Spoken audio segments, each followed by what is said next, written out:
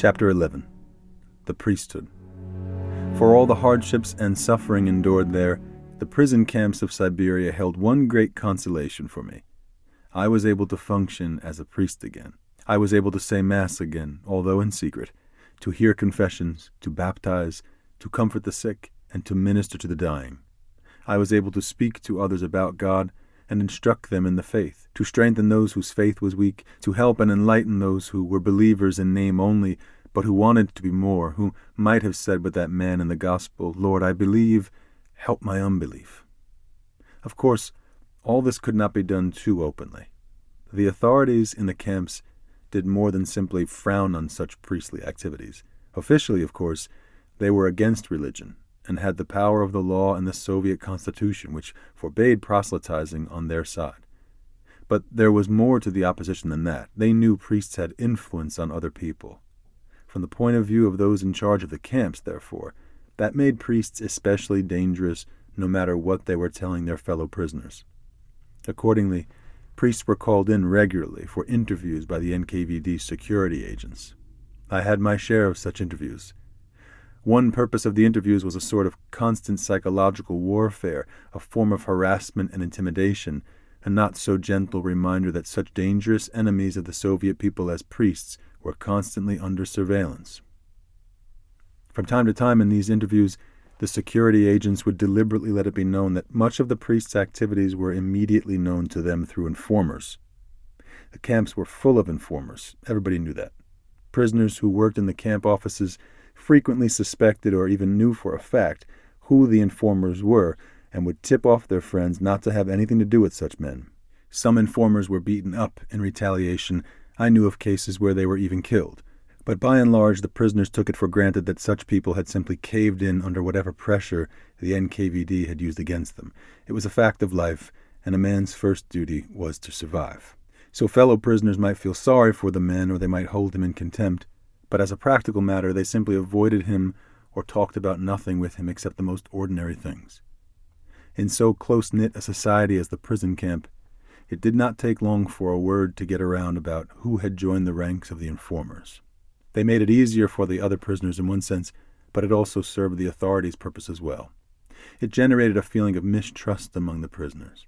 A man was really afraid to confide in anyone unless he knew him exceptionally well. And that made it all the more difficult for any sort of organization or conspiracy to come into being among the prisoners. In the same way, and for much of the same reasons, I'm sure the security agents let it be known that informers were constantly watching priests, so that a man would be very slow to engage in religious conversation with an ever-widening circle of people he did not know well. Another purpose of these frequent security interviews with priests was to find out just what the prisoners were saying. If they were not talking to priests about religion, they must be talking to them about something besides the weather. So the NKVD men would try to find out what was being said in the camp, who were the ringleaders of various groups, what was said privately in the barracks, how the prisoners felt about the regime, the system, the future. I consistently refused to cooperate in any such line of questioning. I had had a bellyful of cooperation with the NKVD in Lubyanka. More than that, I felt I had to be extremely careful about giving even the external appearance of cooperating, lest there be any suspicion among the prisoners about placing the seal of confession in jeopardy. Of course, there was never any question about that in my mind, but I had to be especially careful so that no one else would have such doubts either. I was punished for my lack of cooperation in these sessions in many ways. I was assigned to the lowest work brigades and even to the penal brigades so that it would be impossible for me to build up an apostolic following.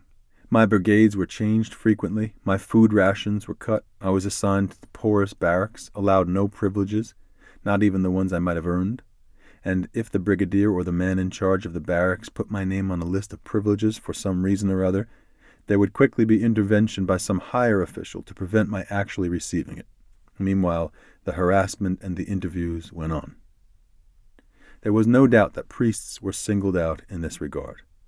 But a system based on fear and intimidation, as the prison camps were, could not confine itself just to this religious minority. Camp officials were deathly afraid of and constantly on guard against little insurrections or revolts among the prisoners. They went to great lengths to break up nationality groups among the prisoners or language groups, or even people from the same town or other common background, for example, those who had been to universities or were former party members. Since the prison camps of the Arctic Circle, however, included men from all nationalities in the Soviet Union and many men with common backgrounds, such as the army, the university, or the party, it was impossible for the security agents to prevent common interest groups from forming or associating with one another in non-working hours. No doubt that was one reason the working hours were stretched almost to the limits of human endurance. It was the reason for the creation of mixed brigades, where the prisoners shared little or no common interest. It was the reason why brigades were changed frequently.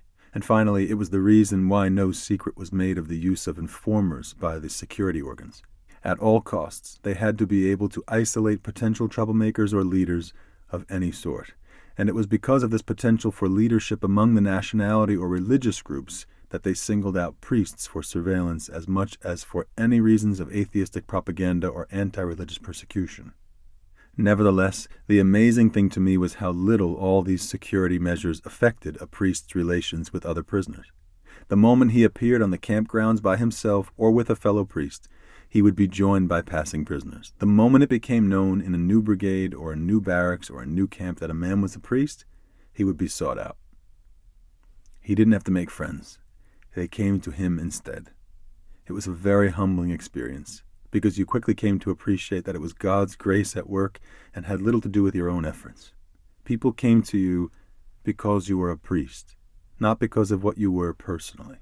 They didn't always come either expecting wise counsel or spiritual wisdom or an answer to every difficulty. They came expecting absolution from their sins, the power of the sacrament. To realize this was a matter of joy and of humility. You realized that they came to you as a man of God, a representative of God, a man chosen from among men and ordained for men in the things that are of God. You realized, too, that this imposed upon you an obligation of service, of ministry, with no thought of personal inconvenience, no matter how tired you might be physically or what risks you might be running in the face of official threats. For my part, I could not help but see in every encounter with every prisoner the will of God for me, now, at this time and in this place, and the hand of providence that had brought me here by strange and tortuous paths. It was not always a matter of preaching God and religion. It was enough at times simply to respect each of your fellow men in the camp, to do good to each no matter what he himself did or said, no matter how he acted toward you. Even the Christians who came specifically to seek advice needed sympathy and moral support more than they needed a reminder of their obligations or their failings. There was little call to preach about sin or damnation or hellfire to men who experienced daily the hell of loneliness and separation and anxiety. A great deal of tolerance and a great deal of understanding were required of a priest if he wished to be effective among these unfortunate and almost degraded human beings. Common sense and intuition, a feeling for the finger of God's grace behind a question or a conversation or an encounter, was much more necessary than textbook answers in theology. Before my own sad experiences in Lubyanka, where I finally came to understand that everything depends on God and not on self in matters spiritual, I had always thought that I had a definite answer and an explanation for all the moral questions and every problem of conscience. Having failed the test myself, however, having learned God's truth the hard way, I was able in the camps to be of humble service to the men God sent my way each day. We come to know the workings of the Spirit in ourselves slowly. How much more slowly, then, do we begin to detect the workings of that same Spirit in others? As I worked daily in the camps, I thanked God over and over again for the awful period of purification I underwent in Lubyanka, so that I could serve these tortured men, and I thanked Him, too, for the mysterious workings of His providence that had brought me here. But above all, I thanked Him for having chosen me to be a priest, and for the joy He gave me now in being able to function as a priest again. In every camp there were a number of priests. This, too, was a source of consolation to me. The ones who had been there the longest were usually the ones who had made the contacts necessary to obtain what was needed for Mass. They were delighted to have another priest in the camp, and quick to spread the word among the prisoners. Such friendship was a joy in itself, but it also meant a chance to go to confession and the sacraments again, to talk of spiritual things, to share experiences. We discussed together how best to answer the problems that the prisoners brought to us, problems peculiar to a prison camp and never covered in a course of theology. We exhorted and encouraged one another, shared prayers and short homilies. They may not have been the most polished sermons, but they were often moving and most provocative because of the circumstances under which they were delivered. It was something just to be with these men, and to see them prove in word and in deed their dedication to God and to the flock He entrusted to them day after day. Not that all of them were perfect. Indeed, there were even informers among the priests themselves. We sometimes knew it because trusted prisoners who worked in the offices would tell us of encounters they had seen. Sometimes these priests themselves would tell us privately how they had been pressured into such cooperation, and they begged our forgiveness. Strange as it may seem, these informers or suspected informers were never excluded from our company. They shared in our masses. We heard their confessions and they heard ours. Such was the power of our confidence in the seal of the confessional. And we could not bring ourselves to turn away anyone from the grace to be gained in the sacraments or in listening to the Word of God. We all had our failings. Each of us knew only too well how much we depended upon God and on His grace. Every camp also had a number of Baptist ministers, but they would rarely have anything to do with us. Most of them, in fact, were fiercely anti-Catholic, at times openly antagonistic and hostile. They and their followers were usually a close-knit group. They held regular prayer meetings, recited the Bible from memory, and instructed one another to be faithful to Christ while opposing Antichrist, whether in the guise of communism or Catholicism. Perhaps because they were so staunch and outspoken, or maybe simply because they were such a close-knit group, the camp officials were particularly severe on the Baptists and did their best to break up such groups. I was saddened and frequently puzzled at their attitude toward other believers, especially under the circumstances. Yet one could not help but admire their dedication and the Christian witness they gave to their beliefs. There were some who felt that their relations with other Christians were not particularly Christ-like or even charitable. Yet if they sincerely believed that the Church somehow stood for Antichrist, one could perhaps understand their fear of us and their reactions. Certainly, in all other ways they were admirable, and they were never afraid to stand up for their faith, to suffer for it, and so give testimony in their daily lives to their religious beliefs. The same could be said of the few Orthodox priests and monks I met in the prison camps. They were not very active for the most part, but they seemed genuinely holy men. They stayed away from controversy or even much in the way of public religious activity. Instead, they led a simple life of prayer and work. In the barracks, they kept to themselves, rarely speaking to the other prisoners. Some older prisoners, themselves Orthodox, visited them occasionally and spent some time with them in private conversation, but they seemed to want to avoid doing anything that would call attention to themselves or that would get them into trouble with camp authorities. Nevertheless, the other prisoners showed respect for them, left them alone, and wondered sometimes at their life of prayer. The key word, in fact, of our priestly apostolate in the camps had to be the word witness. It was not so much a matter of preaching God and talking religion to the men around you, as it was a matter of living the faith that you yourself professed. Many of them could not at first understand a life dedicated to God in work, in suffering, and in sacrifice, but they began by respecting it, and from that respect grew a sense of admiration and then of inquiry. It was not so much what you said, but what you did, how you lived, that influenced them.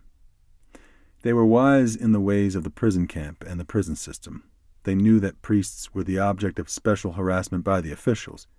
Yet they saw these same priests refuse to become embittered. They saw them spend themselves in helping others. They saw them daily give of themselves beyond what was required without complaint, without thinking of themselves first, without regard for their own comfort or even safety. They saw them make themselves available to the sick and to the sinning, even to those who had abused or despised them. If a priest showed concern for such people, they would say he must believe in something that makes him human and close to God at the same time. This quality in a priest was what appealed most to them. And it was this quality that led them to seek a new relationship with God by reconciling themselves to His laws and to conscience. To help prisoners return to a belief in God they had long abandoned or simply ignored for many years was our greatest joy and consolation. The Catholics of Polish, Ukrainian, Lithuanian, and Latvian descent were the primary objects of our apostolate and the nucleus of any prison camp parishes.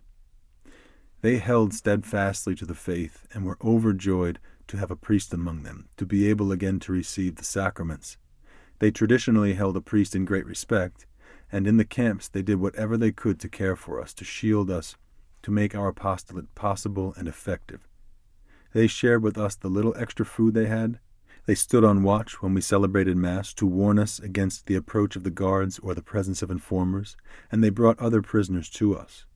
Not all of them were the most exemplary Christians, of course, but they were believers. They might not always be able to explain the truths of the faith in a way to satisfy the curiosity of those who had grown up in a Soviet system and heard religion ridiculed or explained away in the schools, but they were witnesses by their own faith to the fact that faith itself gave another dimension to life, that a man could believe in something beyond the material world, and that this belief gave meaning and purpose to a life lived in circumstances that otherwise would be cause only for despair. It was through their belief, however imperfectly expressed, that others came to us to find out more about a faith that could give such meaning to their lives. There was no startling conversations, no miracles performed, no sensational prayer sessions testifying to the working of the Holy Spirit, no pomp, no splendor in our religious services that could draw the curious minds of the ordinary worker to participate, no religious pretense whatsoever, for all our get-togethers for the Eucharist or any spiritual services were held in seclusion out of fear of repression. The little that was done, the simple way it was done for God, be it a clandestine Mass, a baptism, an office of the dead, a sermon preached on the spur of the moment, a sick call made, a confession heard, a mumbled word of advice or prayer while walking about the camp or marching through the snows to work, everything done in a deep spirit of faith, was the mission of the priest and the faithful alike in the prison camps. On the one hand, the priest never lost sight of his own insignificance. As a laborer in this vineyard, he sensed the seeming impossibility of ever influencing in any significant way the masses of people living in a professedly atheistic state. On the other hand, he could daily feel the power of God's grace, could trust completely in his divine providence. His task, therefore, was to do what was asked of him each day as perfectly as he could and leave the rest to God. Being a priest also gave new purpose and meaning to the harsh labors and cruel sufferings men had to endure in order to survive the labor camps in Siberia. In his role as another Christ, as a mediator between God and men, the priest could offer up his suffering and his labors for his fellow men. He could accept the works and sufferings of each day from God's hands and offer them back to God, not for himself alone, but for all those around him who were struggling to keep the faith or had not yet received the gift of faith. It didn't make getting up in the morning to face another day of rough and wind-whipped work any easier, or the work itself any less exhausting, but it added a dimension of expiation and sacrifice to our lives beyond the sheer necessity of survival and enduring one more day. It gave another sense of purpose and of dedication to the priesthood. It added a sacramental element to the labor and the sufferings of the day. It made of every moment and of every effort a priestly work. For a priest is ordained to do more than simply celebrate the Mass or hear confessions, to console the sick and comfort the dying, to offer words of consolation and spiritual wisdom to those in need. Every priest is chosen from among men and ordained to minister to men in those things that are of God, says the ordination ceremony. And the things that are of God are all the joys and works and sufferings of each day, however burdensome and boring, routine and insignificant they may seem. It is the priest's function to offer these things back to God for his fellow men and to serve as an example, a witness, a martyr, a testimony before the men around him of God's providence and purpose. After all the years of isolation and loneliness in Lubyanka, it was a joy for me to be able to do that once again amid the physical pain and suffering, the sorrow and despair of the prison camps of Arctic Siberia.